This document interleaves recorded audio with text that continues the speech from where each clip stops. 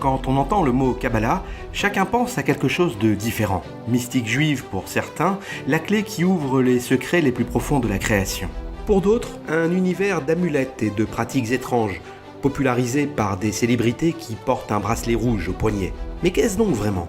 Le mot Kabbalah vient de l'hébreu lekabel, qui veut dire recevoir. C'est la transmission d'un savoir caché, transmis de maître à élève depuis des générations. Son but ? Révéler l'intériorité de la création, comment Dieu dirige le monde et quel rôle l'homme y joue. Nos maîtres enseignent que la Torah possède plusieurs niveaux de lecture. Le pshat, c'est le sens simple du texte. Le remez, les allusions. Le drash, les explications et les enseignements moraux. Et enfin, le sod, le secret. Ce dernier niveau correspond à la Kabbalah. C'est lui qui dévoile la dimension mystique de la Torah et qui ouvre la porte aux grands mystères du monde. L'un des plus anciens traités de Kabbalah est le Sefer Yetzira, attribué à Abraham.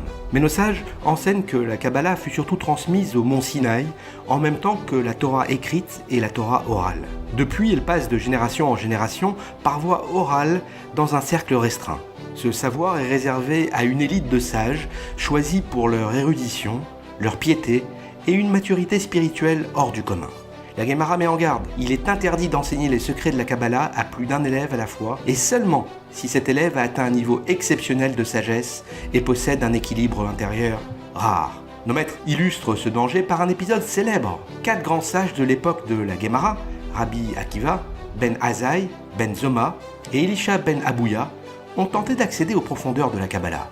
Le résultat fut dramatique. Ben Azai mourut, Ben Zoma perdit la raison, Elisha Ben Abouya devint hérétique. Seul Rabbi Akiva sortit en paix. À partir du Moyen-Âge, certaines traditions de la Kabbalah commencent à être mises par écrit, car les persécutions font craindre la disparition de ce savoir. Le texte le plus célèbre est le Zohar, attribué à Rabbi Shimon Bar Yochai, l'un des plus grands sages de la fin de l'époque de la Mishnah au IIe siècle. C'est un recueil d'enseignements, de récits et de paraboles où les sages dévoilent les secrets cachés de la Torah. Il explore la structure spirituelle de la création, les forces invisibles qui la dirigent et le rôle que l'homme y joue. Au XVIe siècle, à Safed en Galilée, Rabbi Yitzhak Luria, qu'on appelle le Harizal, donne un nouvel essor à la Kabbalah. Ses enseignements et ses écrits deviennent une base pour toutes les générations suivantes. Une des idées fortes du Harizal est que dans toute la création, des étincelles de sainteté sont dispersées. La mission du peuple juif est de les retrouver et de les élever par l'accomplissement des mitzvot. Chaque mitzvah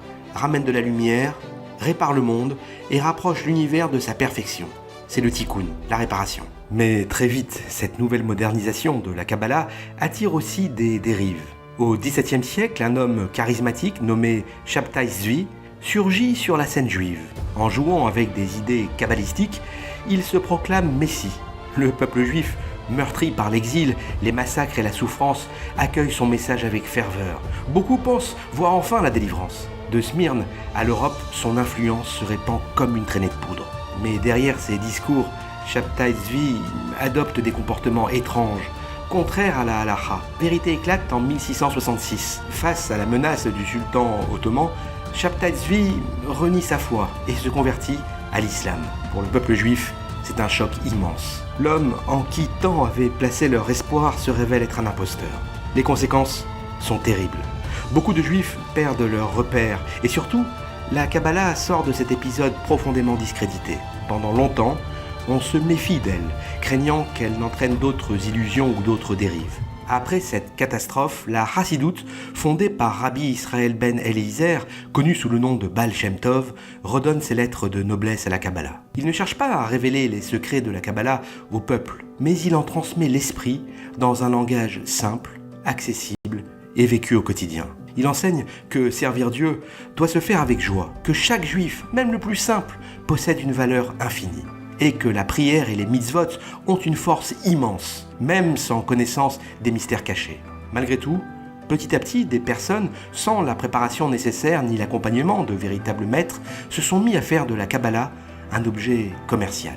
C'est ainsi qu'apparaît dans les derniers siècles une Kabbalah moderne où chacun s'improvise connaisseur de secrets mystiques. Certains se présentent comme des kabbalistes, prétendant prédire l'avenir, résoudre des problèmes personnels en échange d'argent ou proposer des amulettes et des pratiques étranges comme solution miracle totalement déconnectées de la Torah et de la halacha. Et ainsi, des célébrités et des stars d'Hollywood s'affichent avec un bracelet rouge, présenté comme une protection contre le mauvais œil. Aux yeux du monde, la Kabbalah semble alors réduite à quelques rituels exotiques ou à des objets porte-bonheur. Beaucoup de personnes en recherche de sens ou traversant des épreuves se laissent séduire. Elles espèrent y trouver des réponses rapides à leurs angoisses ou à leurs problèmes. Mais la désillusion est grande, car la Kabbalah est une lumière réservée à ceux qui ont bâti des fondations solides et à ceux qui possèdent un équilibre intérieur hors du commun.